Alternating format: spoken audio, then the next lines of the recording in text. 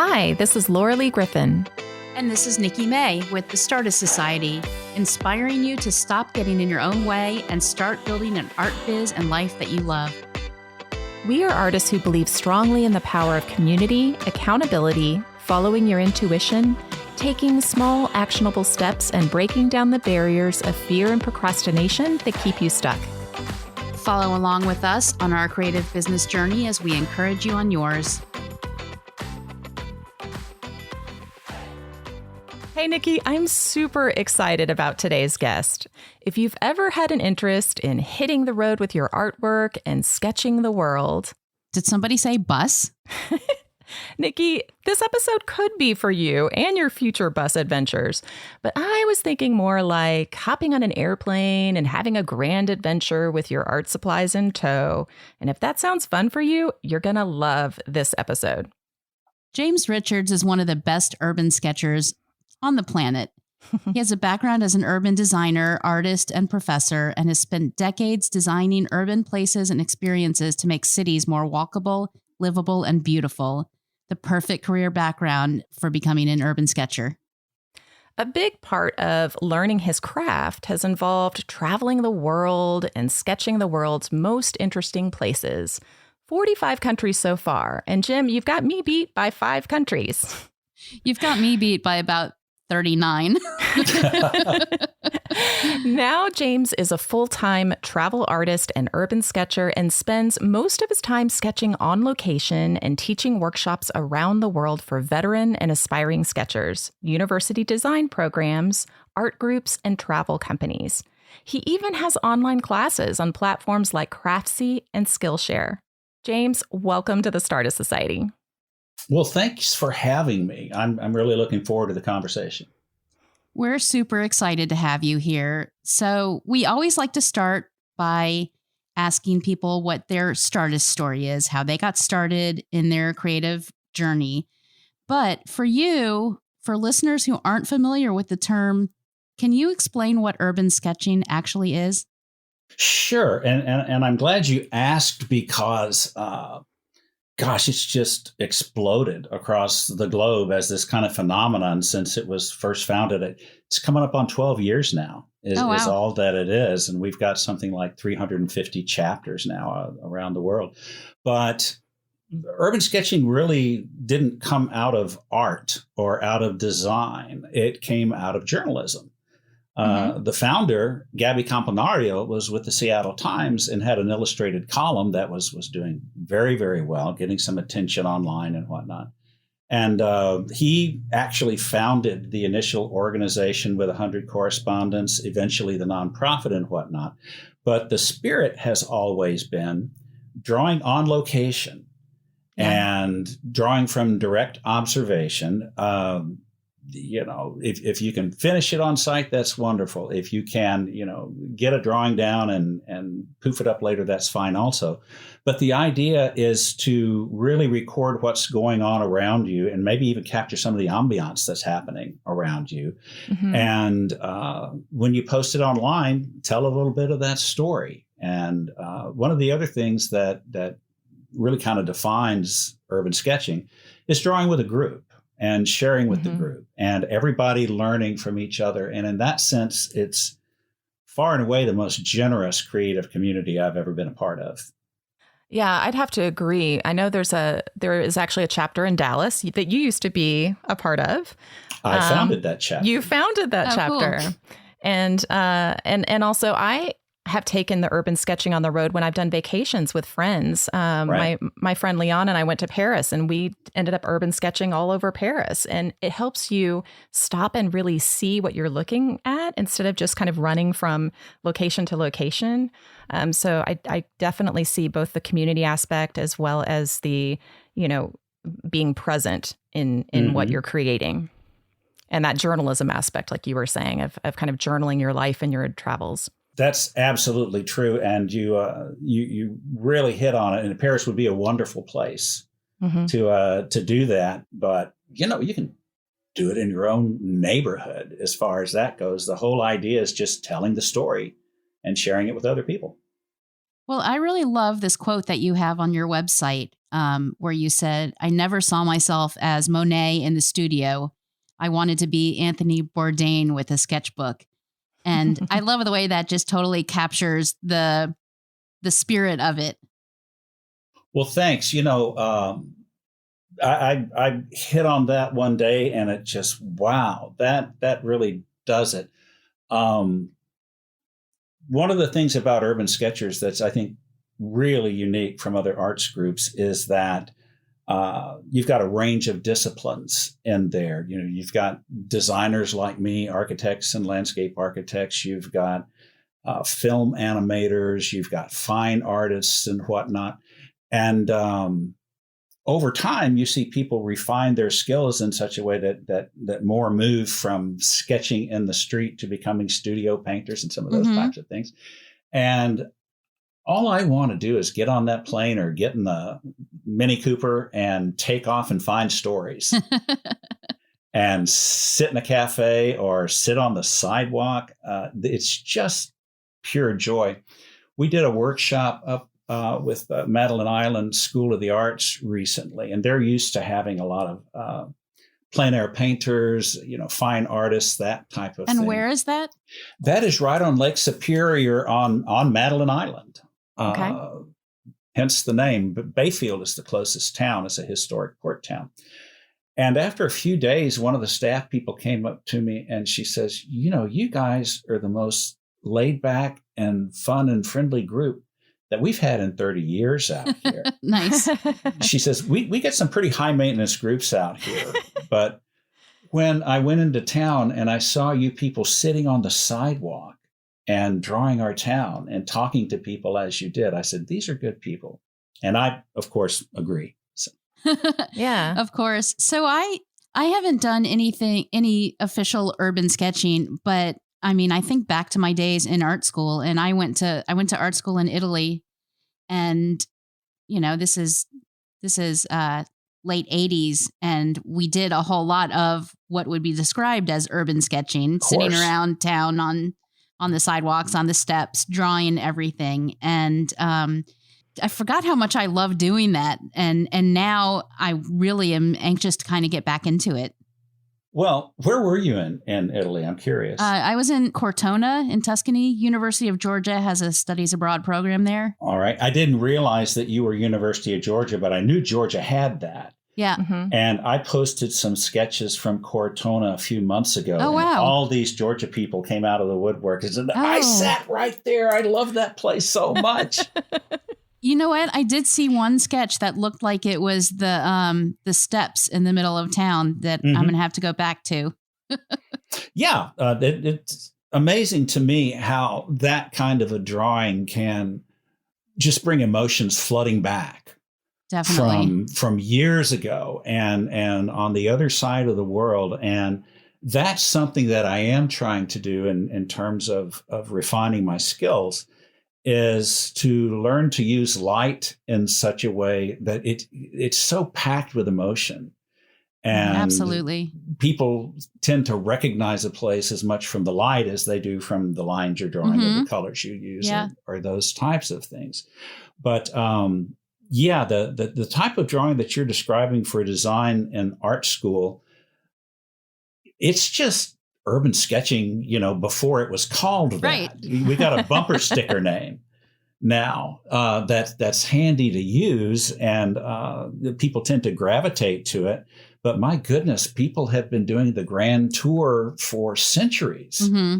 If they were especially architects or from privileged families in Europe, part of coming of age was doing that grand tour and seeing what was going on. And if you weren't from a privileged family, you just got your book and you were obsessed and you hit the road. So that's kind of how I came to it as well. So let's talk a little bit about your start and your background and how you kind of discovered. You said it's been around for 15 years or so. How did you come into urban sketching? Well, let's go back just a little bit further than that and talk about what you did before. Okay. I guess I drew forever, but I was never in a context where you had access to great teachers or to even know what career possibilities were. My parents, I grew up on and off in New Orleans. And I thought being an artist meant hanging out at Jackson Square and, hanging your portraits on the fence and hawking them. And, my parents weren't crazy about that type of idea, even if I thought it sounded like fun.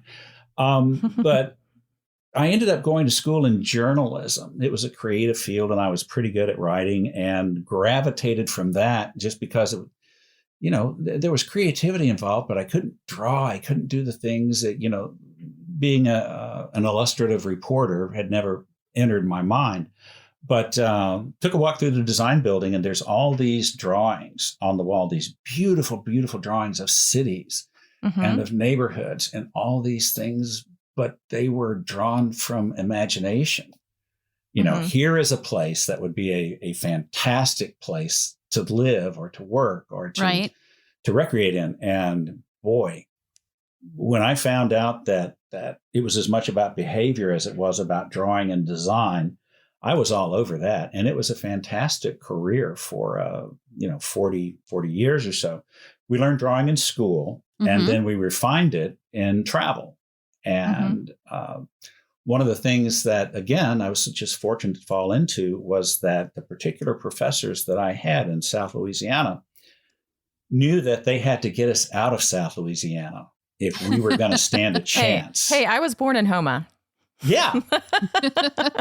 You know what I'm talking about. If you're going to compete with designers in New York and San Francisco, you need to go out and see what they're doing. So we went and visited the great offices, the award-winning projects that year, and recorded a lot of that through sketching.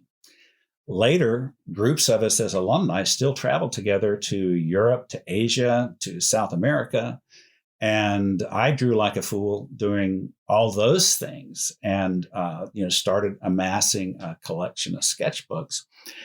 And it just became something that even in my profession, I was kind of identified with. We used to do these things called design charades, where you wanted to come in and redo a downtown or something, or a series of neighborhoods, but you didn't have a year to do it. You had a week. So you brought the mayor into town, you brought the planners in, you brought in the lawyers and the developers, and you got the transportation planners and all those guys in one room.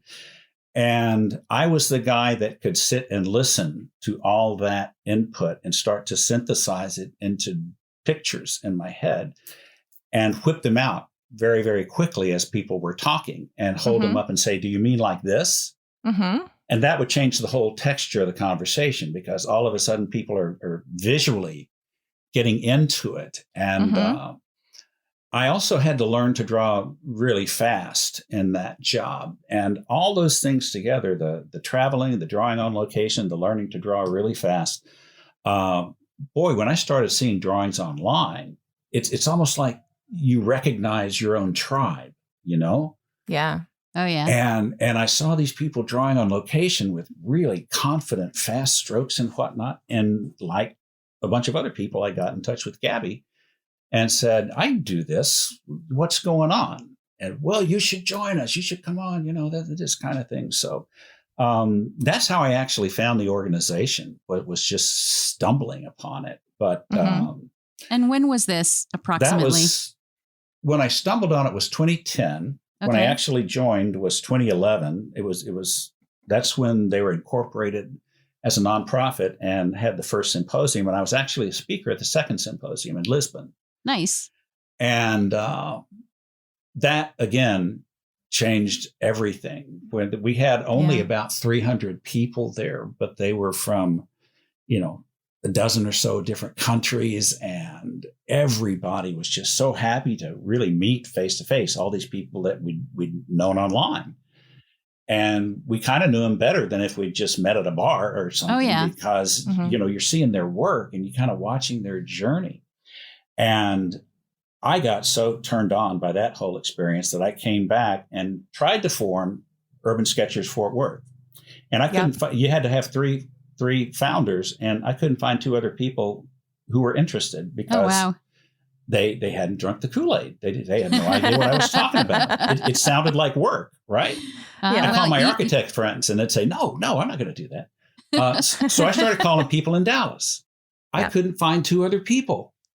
So I called Gabby and I said, that's crazy.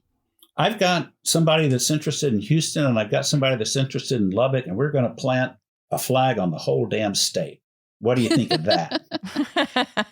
He says, go for it, man. You know, we've got Urban Sketchers Brazil. We've got Urban Sketchers Portugal. Just go for it. So that's how that started, and started slow, built up over time. And one of the last things I did before we left Texas was we split that chapter up into 5 individual city chapters. Mm-hmm. And I think 3 of them are just going bananas, and you know, one's coming along and one I don't hear from. So that's not bad odds. The Dallas-Fort Worth group is just bonkers. Every time I see them having a function, I'm just really, really happy for them.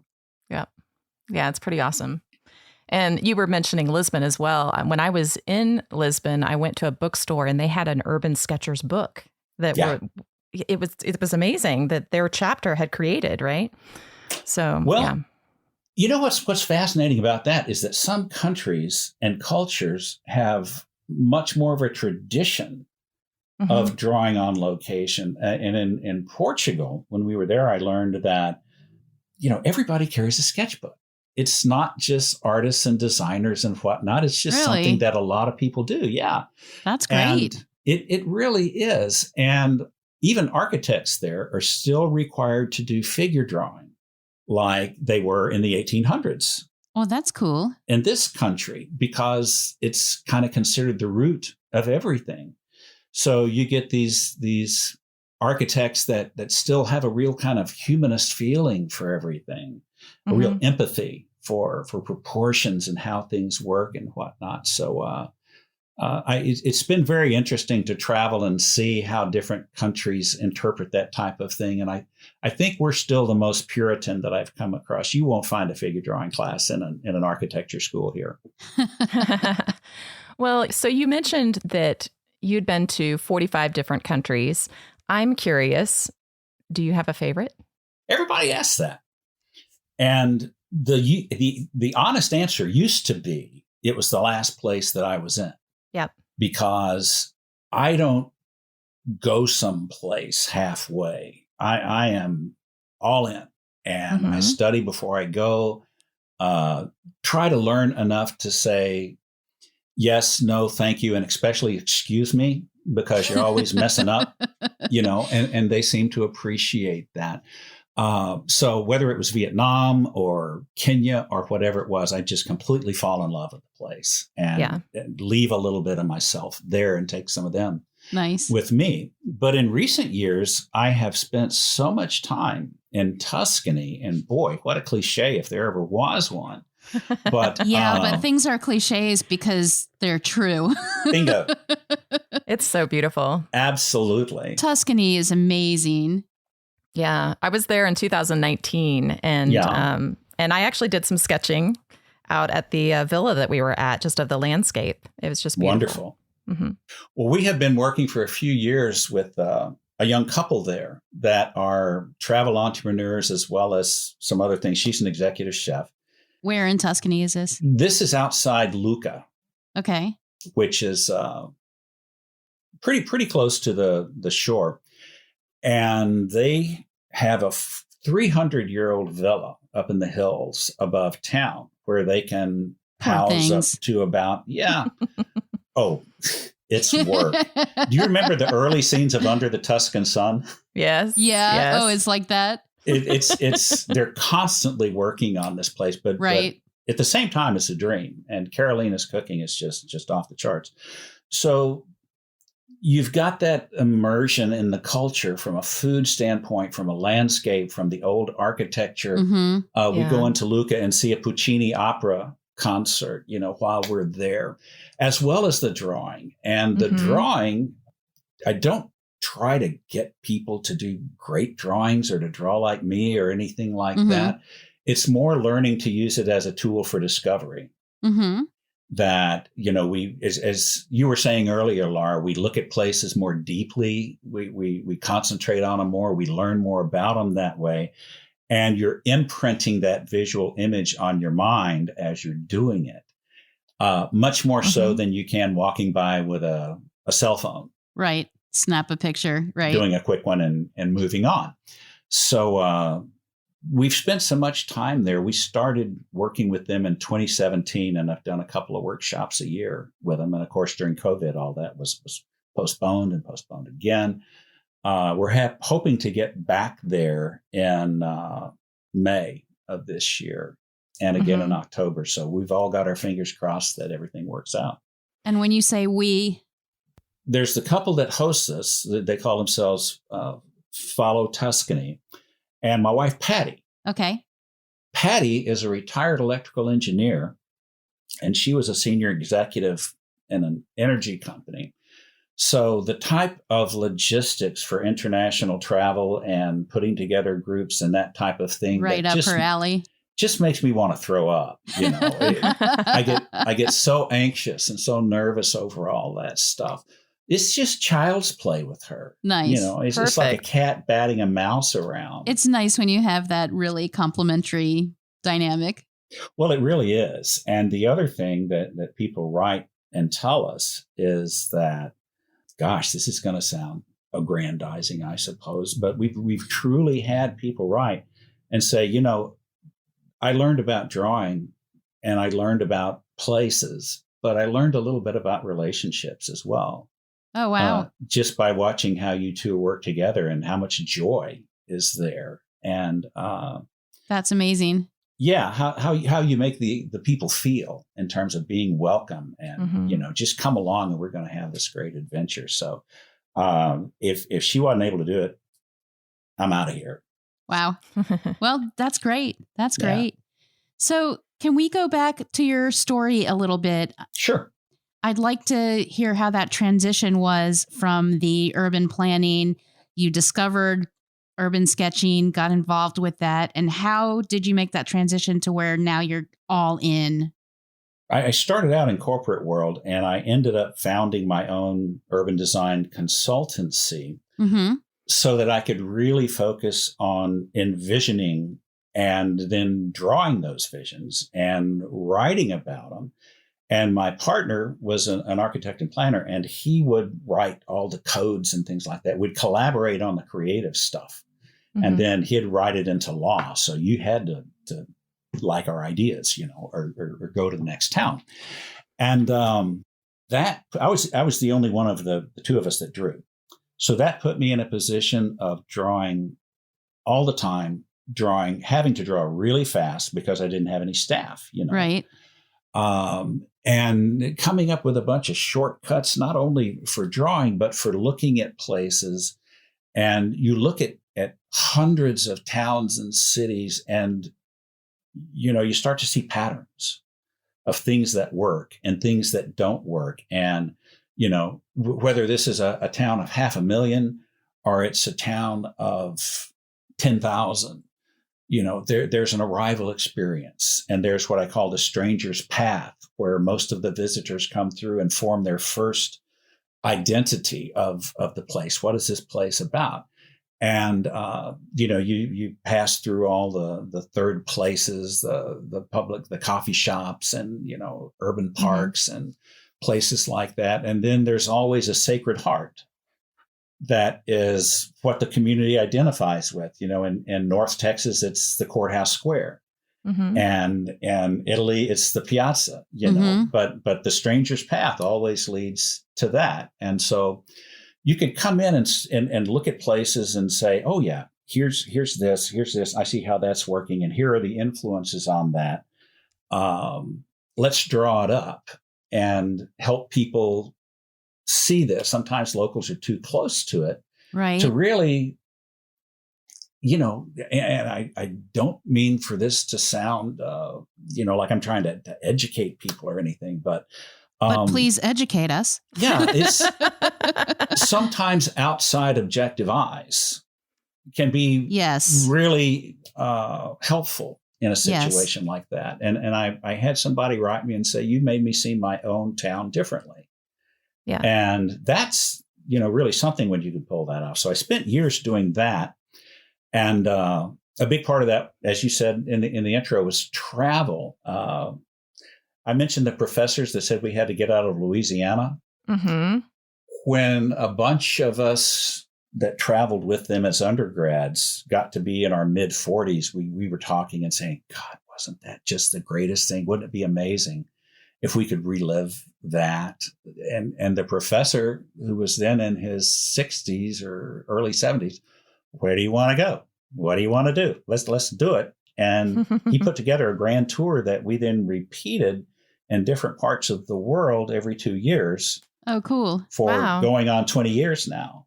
And that racks up 45 countries pretty quickly. Yeah, I bet. It also had to do with the internet coming along and especially social media. When it did, Urban Sketchers wouldn't exist without social media. Yeah, that's true. And when I was traveling, posting all that stuff online, I was already there. I was already urban sketching and part of the community, just didn't know that a tribe existed. Right. So it was just a very natural transition. Well, I love that. And you may have noticed in our intro, I jokingly mentioned a bus. Yeah. And I'm in the process of converting a school bus to live and travel in. Oh, man, that's so cool. A school bus. A school bus. Yeah. A schoolie is what they call it. I love it. So I am super excited about getting back into sketching places I go. So I haven't done the official urban sketching thing, but I'm thinking it's going to really fit in with the new lifestyle. Well, it's interesting. There's a very kind of one of the fathers of reportage art or illustration was a guy named Frank Mcmahon. Okay. And Frank was the guy that when I was growing up, you'd get your Life magazine or your Look or your Sports Illustrated or something. And every, maybe twice a year, there'd be a story that was all hand drawn in excruciating detail. And, he covered the Medgar Evers trial that way and the civil rights movement and Apollo 11 and all these things that ended up kind of being how America saw those events in a lot of ways and helping to define them in that way as well. But there's a great photograph of him on location. It's a VW van. Oh, yeah. The camper vans. With the doors open. And he's got a drawing table in there and he's looking out and drawing whatever he's drawing. Now, his son told me that was a setup. It's kind of a joke. Right. But it doesn't have to be. Yeah. True. Well, that's kind of my plan for sure. I'm excited for you. Thanks. I'm also excited about drawing on the bus, on the outside of the bus. I think that's going to be really cool. Yeah, that's going to be super fun. I think so, too. And when you get down to South Florida, check us out and we'll go around and do some drawing. You can count on it because I'm never spending a winter in this snow again. I'm actually from South Florida myself. Oh, cool. Where? Yeah. The opposite coast from where you are, I believe. I was born in Miami and grew up in North Palm Beach and near Fort Lauderdale. Fantastic. But now I live in Paducah, Kentucky, and I'm going to invite you to come sketch in Paducah. You should check it out. It's a great little historic river town. I've heard of it. And river towns are my favorites. We stayed at a B&B in Hannibal a couple of years ago. That was just amazing. Well, you have an open invitation to Paducah. Thank you. We actually do that sometimes, and it's usually in concert with a gig someplace where we're doing a workshop or a university lecture or something. And Patty will put together, or she'll have the concept. Yeah. We're going to Arizona State. We're going to fly in. We're going to do this. And she says, oh, no, we're going to do a Route 66 road trip. Oh, yeah. From Oklahoma across Texas and New Mexico to Arizona. And we're going to do it that way. Nice. And all the little towns that you hit along the way. We did the same thing up in Washington State and into the big national parks out that way. And Fun. Again in Utah, when we had a gig at University of Utah, and saw all the national parks and drew those. So yeah, well, we have an art school and a great workshop space. So I've got gears turning. Let's talk. Yeah, definitely. But let's get back to you. Well, you talked about all of the international travel. And actually, if we go back a little bit, you were doing your career, you started getting into the urban sketching. And then at some point you kind of went all in. And I know you have a book. I know that you teach now. I know that you've taught at the symposiums. Like, at what stage did you go, wow, this is something I can basically do for a living, Yeah. And it's sort of like the dream, right? Travel the world and sketch and show others the way. Well, it is. It is. But this is going to sound kind of strange too. I got a lot of strange sounding things. We're good with strange. Yeah. I didn't really choose it.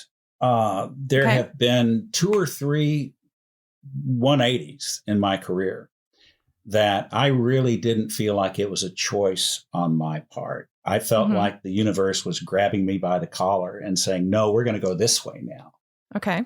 And sometimes it took something pretty traumatic, for me to accept that. But then all these worlds opened up. And that's how I was able to leave corporate world and kind of find my own creative voice and use that in the design world. And then again, there was this phenomenon going on where all the art and design schools, or especially the design schools, were doing all the work on computer.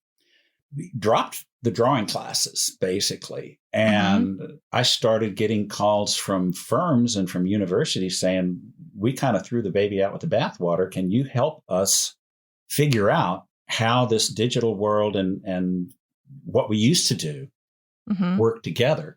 Okay. And so we started doing a lot of college gigs. And that's cool. I accepted one of them. It was kind of funny, for free. The guy calls me up and says, we were going to invite so-and-so, and he wanted $3,000. And my professor said, call Richards. He'll do it for free.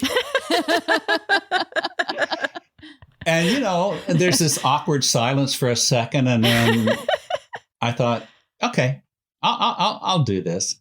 And what came out of that was one of the faculty members ended up spending 8 hours in there watching what we were doing. And he comes up to me afterwards and he says, surely you're putting a book together on this. Yeah. And you said, of course I am. No, I said, I don't have the first idea. I've always wanted to do that. He says, well, I've got an idea. Come to my office tomorrow. And he had published a lot of books and introduced me to the publisher. So these things started falling into place that made it really impossible for me to continue consulting. Right. And so then you've got to make a choice. Am I going to, keep working in the public sector, or am I going to follow this and just see where it goes? And where it went was the book and magazine articles, and then Craftsy calls, and you do this first kind of, big production. I actually took that class, the Energy of Spaces one. You might have more than one on there, but I took that class. You're the one. Okay. Yeah. I thought it was a fabulous class because Thank you so even much. showed people how to draw people in a very basic way and using the horizon and everything. And I thought, I never knew how to do that before. So I think you're a fabulous teacher. But yes, I was the one person on Craftsy that took your class. Thank you very much. Actually, that's got about 6,500 students, so it did pretty well. But 6,500, whatever. What's funny about the people thing is that it's a pretty good icebreaker to get people started. Yeah. Because you're not investing a lot of time. It's a very easy little thing to do. And I've actually had people get back in touch and say, after I did that lesson, I was at dinner with my wife and some friends, and I just started doodling on the tablecloth, doing what you showed me. Yeah. And everybody was like, oh my gosh, you're amazing. This is the coolest thing ever. So he says, so you saved my marriage, basically, because of your little tricks that I can draw on the tablecloth. On the tablecloth. Nice. Yeah. Nice. Maybe that'll get me some dates. Heck yeah. So Craftsy called, you did that class. Then what was next for you? Well, that really, there was early on, half a dozen of us or so that were doing workshops at Urban Sketchers Symposiums or whatnot, the Craftsy called. And that really opened up all kinds of other doors, because once you had that class out and online, you kind of entered this rarefied era of just a few people who were doing it at that time. Right. And so more universities called, arts groups started calling. It was interesting. I got asked to come and do something at the Southwest Watercolor Society in Dallas. Mm-hmm. And I said, well, I'm not a watercolorist. And then they said, no, we've got that. We want to do what you're doing. Yeah. And travel companies were doing the same thing. So it just got to the point where I was able to commit to those things full time, and eventually phase out the professional consulting stuff. And I'll still take on something for a past client if it's something that means a lot to them and means a lot to me. But it's very, very rare. I did one last January for an old client / best friend back in Texas. It's amazing how quickly you can get pulled back into all the excitement of that city building. But yeah. So that's kind of how it worked. Did that answer your question? Yeah, I think so. I mean, that's how you transitioned into it. And it sounds like it was a snowball effect. You know, you started with one thing and then you followed, okay, I'm doing this lecture. Oh, I'll do the book. Craftsy called. And then, on from there, it was all these opportunities and you were saying yes and getting exposure. And, eventually I assume you weren't doing them for free anymore. Oh, absolutely. That's another advantage that I had coming into it as a designer, was I learned contracts and I learned how to work with clients, and I learned about liability and all kinds of things. And one of the things I learned is that you don't do things for free. People will take advantage of you if you do that. Right. But then when I started thinking more like an urban sketcher, an artist, it was like, God's work doesn't always pay real well. Sometimes you do some things that lead to other things. And that's certainly how it happened with me. But I talked about transitioning into finding my own voice. This was really transitioning into helping other people find their voice. Yeah. And that became kind of the mission for, the last 10, 12 years or so. Well, I know that you have the courses on Craftsy, but you now have courses on Skillshare. I do. Is that right? I do. And can you tell us a little bit about the offerings that you have there? I will. Skillshare is a great fit for me because it's complete creative freedom. And I can teach like I want to teach, and I can put lessons together like I want to. So I was able to actually build a whole series of shorter classes where people could learn, starting out, here's how to add people to an urban environment. And I promise you can learn this in 10 minutes. So let's go. And that was the first one that I did. Now the class in 10 minutes, but you can learn the trick and impress people at dinner that quickly. The next one had to do with, I called a great sketch in 5 steps. And it was typically how I will structure something. I did one on more urban street type scenes, and I'm working on one now that's called Travel Sketching Essentials, Capturing the Light. And it goes back to that discussion about light we were having.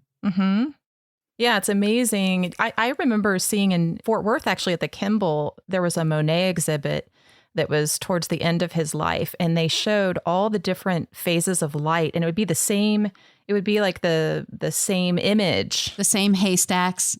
That he was doing from his garden. But seeing the light change was just so fascinating. Yeah. So I want to change the subject just a little bit. And I want to talk about supplies. I haven't done this kind of sketching in a really long time. And when I did, I pretty much just used pencil. But I want to get back into it when I'm on my bus. So talk to me about getting started. What are the basics that you need? And maybe, some favorite specific supplies? Yeah, absolutely. First of all, pencil's a great way to start. Mm-hmm. And some, there are people obviously that are just maestros with pencils and can do incredible things. That's kind of their medium of choice or one of a few of choice. In my case, I like to use ink, and that started when I did a 3-week tour of Southeast Asia. Mm-hmm. Did it all in pencil. And when I got back, it was all smeared all over the pages. Oh, yeah. Yeah. And I said, I had to adopt a drawing style that I'm got now that is, let's put the line down in ink. Yeah. And you can't erase. You got to commit to it. But oops, it's in the wrong place. Let's do it again. And if it doesn't, let's do it again. Let's just restate and kind of keep moving with this thing. And it resulted in much more organic drawings than if I was worried about erasing and getting everything, just so. Well, yeah. And specifically for my style, when I draw in pencil or ink, I'm not fast. I'm meticulous, and I'm always trying to loosen up and be more sketchy. So I think you work with fountain pens quite a lot. I do. Which maybe leads to that a bit more. It does, but I like to have typically 2 types of pens with me all the time. Okay. And one is a real fine line. And something that I have found that works really, really well for me actually is this Uniball I micro pen, which is a cheap little pen that you can buy by the dozen. But it was given to me as a gift by my host in Vietnam. And I thought, geez, you give me this cheap pen for it. And then I used it. And it changed your life. It's waterproof. It just glides. It's so much fun to use. Nice. So I'll use those. I'll also use the Pitt Artist pens by Faber-Castell. And when I'm using those, I'm using them because I love that sepia ink in it. Okay. Especially in Italy. Boy. Oh, yeah. Italy and sepia are... Yeah, go hand in hand. All of a sudden, you're Da Vinci, right? You're out there just going to town. Another awesome lefty. Yeah. So those are the fine line things that I use. But then I like to have a Fude nib fountain pen as well. And sometimes I'll draw with it alone. But the idea with those, is that they've got a bent nib like a calligraphy pen. Okay. So depending on the angle you hold it and move it, you can get hair thin lines, or you can get really fat, bold lines, just like calligraphy strokes. Oh, nice. So I'll use that to really bolden things up and to add darks, and a lot of times to do the foreground. Yeah. So that it appears closer, than if I was doing it all in one line weight. So I like to have those 2 things. I like to use watercolor on top of those. So, obviously the fine liners and the fountain pens are all using waterproof ink. That's not always real easy. It takes a lot of experimentation sometimes to find a really good one. But I use the Atramentis archive ink. So there you go. That's the one that I use. And also the platinum carbon ink. I like that one. I've used that one as well. Yeah. I like their fine liner pen that they have. They have one that's like extra fine or something. I've never done that. I need to try that. It's the platinum carbon ink fountain pen, and they're cheap. They're like, I don't know what they are, $12, $15, but they're awesome. Yeah. I've got a metal travel palette for watercolors, and it holds 16 full pans, and I use 4 of them about 80% of the time. Yeah. Yeah. 4 of the pans. Yeah. Yeah, 4 of the pans out of 6. Okay, so what are your top colors? I'm curious. My top colors are Naples yellow. That's a gorgeous color. It is a gorgeous color. And there's an Italy theme today, if people haven't noticed. Well, what are you going to do, But I actually discovered Naples yellow here in this country because I've drawn a lot of architecture. And it makes a fantastic base over what I call everything hard. The building facades, the pavements, that unless you're going to keep them as white space. For 2 reasons. One, it's wonderful on its own, but then to add colors to it and let them mix and everything. And if you need to go more reddish for masonry, it's real easy to do that. But the fact that you've got that as a beginning kind of holds everything together from a color standpoint. Nice secret. And not only that, here's the other secret. People write and they say, I don't understand why, but your drawings they make me happy. Yeah. I said, well, that's a shameless trick. If you put this undercoat of Naples yellow or whatever on all this stuff, it's a transparent medium. So that yellow is always going to kind of shine through. Does that sound hokey? But it's true. And it's just a happy color. It is a happy color. I love that. It's like sunlight. It's a color of life. Yeah, you're warming everything up. In the same way kind of that turquoise is with the Mediterranean or something like that. So I use a lot of Naples yellow. I use the red I use is Mayan orange. And I use a lot of that. These are Daniel Smith colors. I use a Prussian blue and a alizarin crimson. Yes. Mostly to mix together for shadows. And you can make warmer shadows with more alizarin or cooler shadows with more Prussian. But really, with those 4 colors, you can make everything. Pretty much. There's a couple of cards up my sleeve that I like to have. There's an olive green that I was just learned about in a workshop a couple of weeks ago. That is just really, really dark. It's like New Orleans live oak dark. And who makes it? That's a Daniel Smith color as well. Okay. And I don't have the name right on the top of my head, but look for those really, really almost black olives, and then add things to them. Yeah. And that's worked really well for me. Nice. I use a set of Da Vinci travel brushes. Okay. Number 11, number 7, and number 4. And they're pocket brushes that have the metal, the handle that comes apart and goes over the brush top. Yeah, these are a little different in that it's a really, really hard plastic and it screws in. And what happened to me with those metal ones, I had a set of those for years. If I left the brush too wet, the wood would absorb it and break the metal. And it would never completely come off, but it'd always kind of rattle on there. And, ain't nobody got time for that. So no, nobody wants that. No. So I've got my little James Bond Da Vinci brushes in a nice little leather case, just 3 of them. And nice. That's about it. Okay. What about your journal? Oh, the sketchbook. What watercolor journal are you working in? The sketchbook you're working in? It kind of depends on what the subject matter is. But if I had to pick one lately, I've really enjoyed these Etcher Perfect sketchbooks. I've been looking at those. Yeah, I used to use the Moleskine watercolor albums like forever. And I've got probably 75 of those up on the shelf back there that I filled up because I was doing ink and wash and the smooth paper took the ink very well. I didn't have one of those with me one time. And so I had this Etcher one and I took it with me. And not only did the ink work just fine on the rougher paper, but you start to drag a brush of watercolor across that, and my goodness, the magic effects that I'd always seen on these fine art watercolors magically appear because you've got the right brush and you've got the right paper.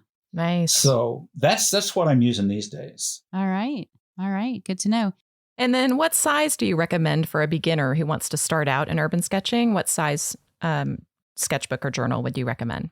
People are comfortable with very, very different things. And I always say, choose the thing you'll use because obviously, you'll use it. But I would say go no smaller than 8x10. And it doesn't really matter if it's portrait or landscape. That's really driven more by the subject matter that you're going to be doing and your style of drawing. But over time, I migrated up to, kind of a ledger size, an A4. And that's what I use in the Moleskine and in the Etcher because it allows me to either put 10 smaller sketches on a page or to do these big double page panoramas of a landscape. I haven't been as brave as you and gone that big. I've done smaller ones. So I might have to try out a larger one now. And then you have these travel brushes, but you need water. So what do you do when you are an urban sketcher and you need water for your watercolor paints? Yeah. I haven't found a perfect solution to that yet. I see people use little bitty things. I'm showing you this like you can see them. I've seen people use these little bitty things, but your water tends to get muddy and whatnot. Right. I always carry a water bottle and use my water bottle to fill up my little collapsible cup. And I've got a collapsible cup. It's a relatively new one that Faber-Castell just put out. And I love those. I have two of them. Isn't that cool? It's kind of rubbery, and it collapses down. And your brush will sit on top without rolling off. That's right. Because it's got little ridges. So that's the weapon of choice. Do you ever use water brushes? That's all I used exclusively for years. And I was just fine with them. And if I use those now, it's usually if I'm using a prepackaged set of watercolors where you've got the cakes in there. And I'm just kind of doing really, really fast sketch and adding color washes to it.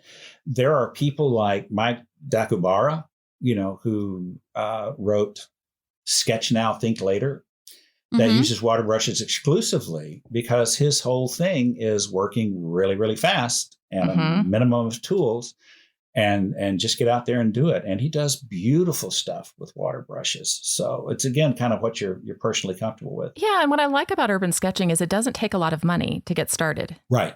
A lot of people get nervous about starting something new and it's going to be really expensive. And with urban sketching, that's really not the case. Now, what do you do, though, if you're on location and it starts raining? You just paint wet on wet, Laura.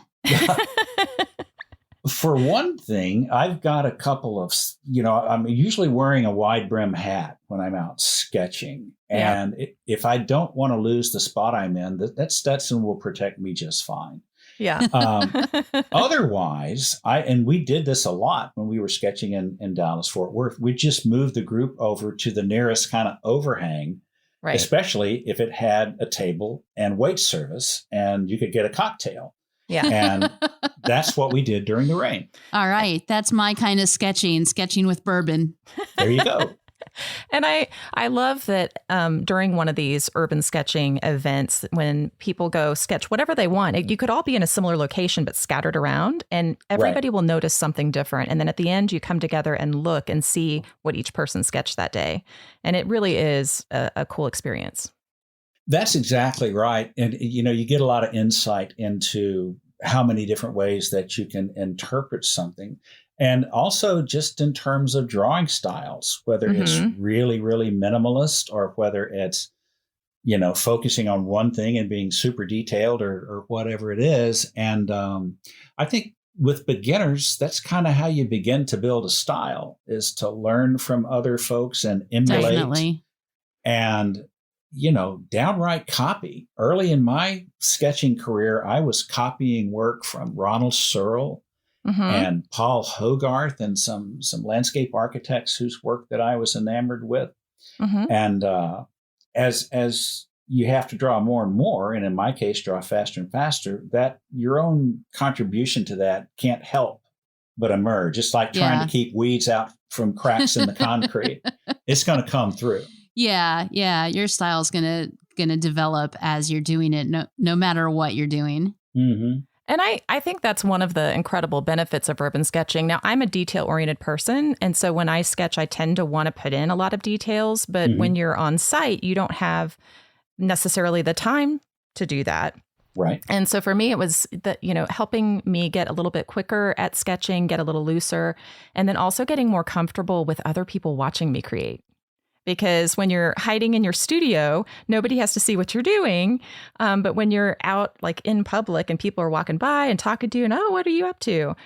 Starting to get a little more comfortable with that, which I think is a benefit. So what do you think, Jim, are some of the benefits of urban sketching? Well, one of the biggest ones is what you just mentioned. I don't think you can overstate the how much richer the experience is when you meet some locals and, maybe out of 10 people that come and look over your shoulder, you will find one that wants to offer you a suggestion about, well, do you know what this statue is? Do you know the history of that thing? And I had a soldier with an AR-15, come up and check out what I was doing. And when he decided I was harmless, he gave me a schooling about where I was and the history of the place and all these types of things. And where was that? This was in Dominican Republic, in Santo Domingo, the capital there. And I was drawing this giant, like 60-foot statue looking out to the sea. Wow. And this guy says, that's the person who ended slavery here. Basically, he was the rebel that, kind of set the place free. So you learn a tremendous amount like that. And I've also found that it's a great cultural bridge, that transcends language, transcends geography, transcends even political ideologies, that type of thing. I try to make this real short, but I got busted by Cuban customs when I was leaving Havana. With a whole bunch of cigars? I don't know. It was my paintings. It was my paintings. And the gate agent insisted on a tip. And apparently my bribe wasn't big enough for him to be happy. And, I ended up in a green interrogation room with the proverbial bare light bulb. And they were yelling at me and they were, just really, really upset. And finally one comes in who speaks English. And I said, look, I had this exhibition. This is all my art, blah, blah, blah, blah. And she says, Senor, it will go much better for you if you tell me what is in the box. I said, it is art, I swear. So they cut it open and started pulling out paintings.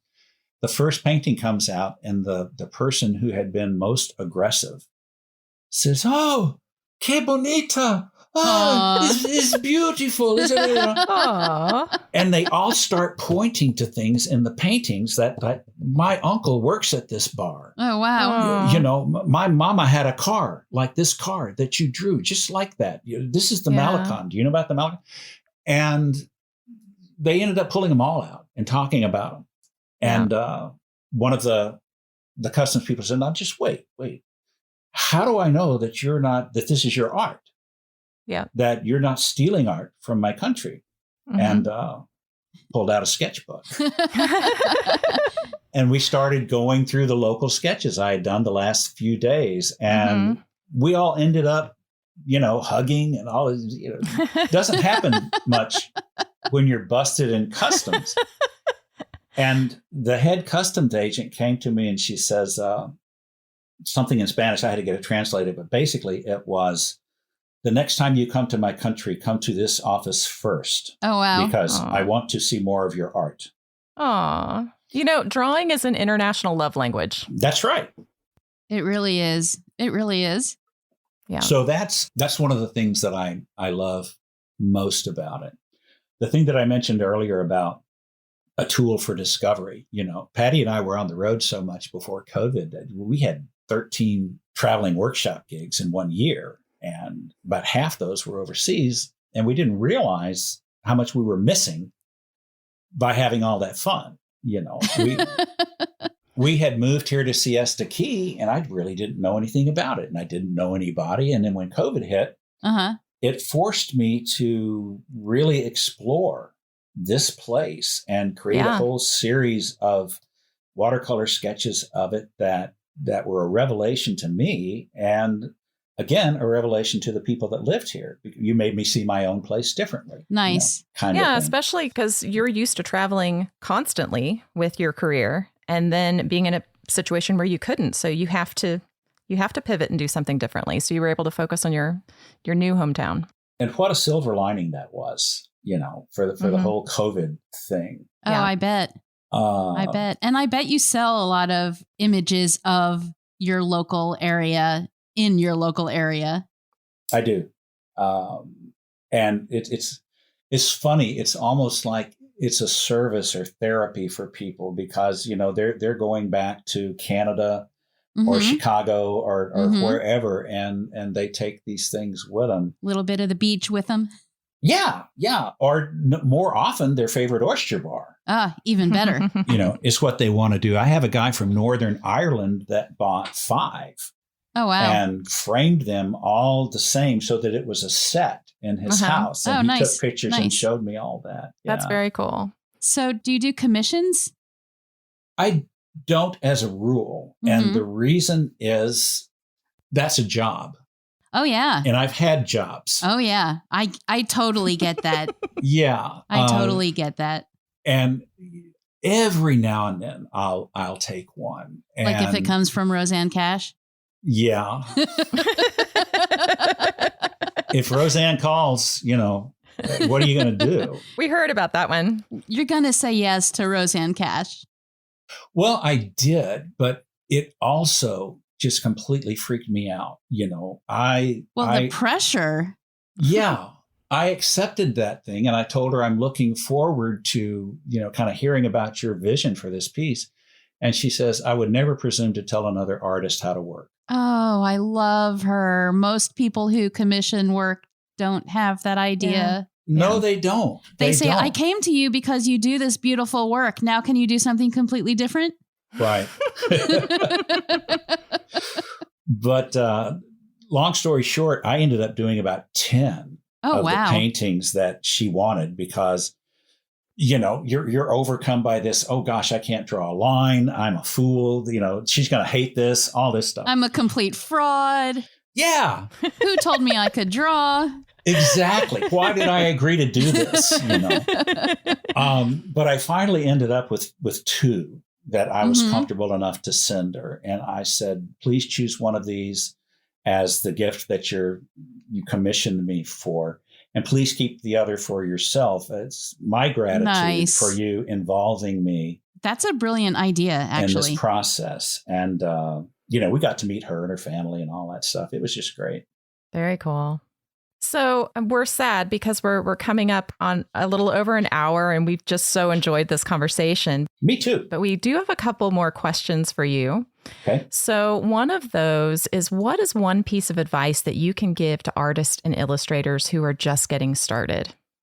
I would say just go and do it. And if you can't do it in front of people, do it in your backyard or find a quiet park or something where you can. But it really helps to be able to draw in a group.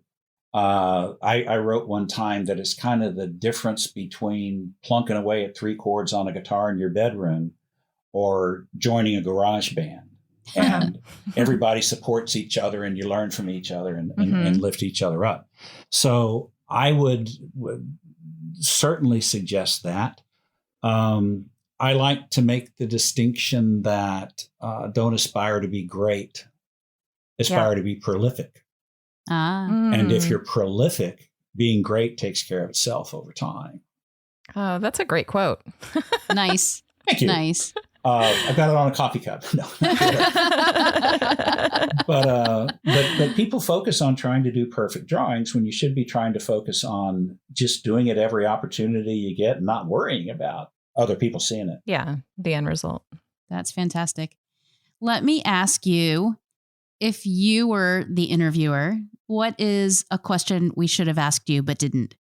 You guys pretty much nailed it. The question that people don't ask is usually, what's your secret, behind being able to do all this. And then I get to tell the Patty story and how she's the fairy godmother, that uses the wand and turns me into something other than a pumpkin for a while.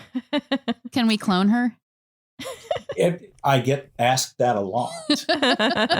And what's really interesting, though, is that there are a couple of urban sketchers in the international organization and kind of in the teaching cadre whose wives, had a career of one kind or another, or their husbands or whatever it was, and watched how we were working and said, I think we could do that. I think that we could be a team and just knock this thing out of the park. An example is Rob Sketcherman from Hong Kong, who's the international guru of iPad sketching. Yes, he's amazing at urban sketching with an iPad. He and his wife are just a marvelous team. But when he first came up to her and said, I'd like for you to watch what Patty's doing. This is really interesting. That's not the way to start the conversation. I don't think that went over so well. Yeah. You know, I live with my my dog Rocket. Do you think I can train him to do that? You can train him to do some things for sure. Go to the convenience store. Fetch that paintbrush for me, Rocket. Yeah, absolutely. Well, Jim, where can our listeners find you online? I am at jamesrichardssketchbook.com. Mm-hmm. And that website, if you were familiar with it, you're not now. It was completely redone about 3 months ago. My daughter's a professional photographer and does a lot of that kind of stuff. Nice. And she brought a whole kind of different vibe to it that I just absolutely love. Awesome. I was still kind of stuck in architecture world. Mm-hmm. And she blasted it right out of that. So yeah, check that out. And on Instagram, I'm JR Sketchbook, and that's where you can see the latest and greatest on a consistent basis. Awesome. Thank you so much for being here today. My pleasure. This has been fantastic, and I wish we could talk for a whole nother hour. I do too. You guys are great, and I really appreciate the thought and the background you put into your questions. So Thanks. To learn more about James and read today's Startist Society show notes, go to startistsociety.com/James Richards. If you've enjoyed today's episode, we'd love for you to leave us a 5-star rating and review.